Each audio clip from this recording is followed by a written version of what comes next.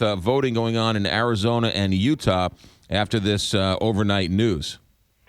Without a doubt. I mean, make no mistake, or if anyone had any doubt, I mean, when you wake up and you're turning on the TV and seeing basically another Paris, which is almost a replica of what happened in Paris to a certain degree, it shows what the number one driving issue in the United States is and has to be. And it's interesting. National security has always taken kind of a backseat in presidential campaigns. It's never been known to actually drive the vote out in general elections.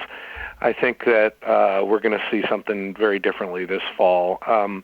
And then it sheds light on, as we're looking at this fight over the Republican nominee, who people, who the Republicans want their nominee to be, and ultimately, if they're so fortunate to win the general election, to be in the White House dealing with these issues. Because let's remember, Belgium is to Europe what Washington, D.C. is to the United States. So it's a very secure city, very secure country. Brussels is a very secure city for the many reasons that Washington, D.C. is. And if it can happen there, it can happen anywhere. And people should make no mistake that this is an organized effort that is going to continue to grow, and it's going to continue to do everything it can to come to the shores of the U.S. What's interesting about all of this is, you're right, foreign policy is much more in the news. It's much more in the forefront of voters' minds. And if you're a Donald Trump supporter, this solidifies why you're a Donald Trump supporter, because he has this bravado, he has this take no prisoners attitude. If you're a John Kasich supporter, you understand that this is a very difficult world. These aren't easy answers. It's a nuanced world. You need not somebody who's not only tough, but also smarter, right? You want them to be smarter rather than tough. And so it just sort of solidifies where these politicians are. You're exactly right, and I think what it also does is it solidifies where a lot of the voters are in this country right now. You have voters that don't want to hear explanations from candidates on how the problem is going to get solved. It's almost fascinating if you're a political nut. I mean, they don't want to hear explanations. So that almost puts John Kasich, who's actually providing thoughtful, reasonable, realistic explanations out there, it puts them at a disadvantage.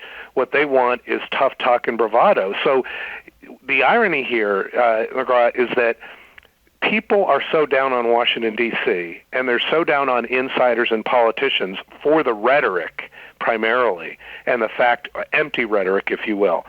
But the fact is here they're supporting a guy that has based his whole campaign on rhetoric and words and bravado. It's just a really interesting dichotomy in what's going on in this nomination, and because you just explained it exactly right. I mean, you can see why voters are attracted to Trump during times like this, and you can see why certain voters would be attracted to Kasich, but in some ways, someone like Kasich, who's providing reasonable thoughts, is at a disadvantage. I know it's a long time between now and the general election, and I know polls being polls, and you can make up anything you want, but people had to take a raised eyebrow to the poll recently in Utah in a general election where Bernie Sanders in Utah would beat Donald Trump by like 15 percentage points, which is unheard of in the state of Utah.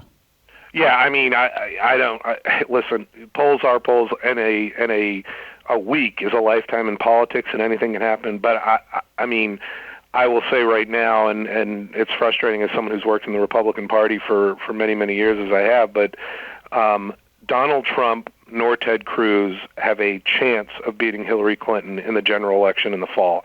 And there's two scenarios for the Republicans that are going to happen. Either Donald Trump is going to win the nomination outright before the convention, getting the required 1,237 delegates, and he's the nominee, or it's going to go to a contested convention where I believe Ted Cruz would likely win the nomination that way, and then you'd have Donald Trump probably running as a third party, and then we know for sure neither one of them is going to win because they'd be splitting votes.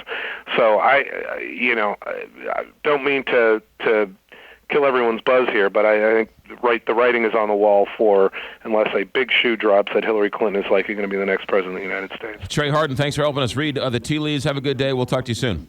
You too. Take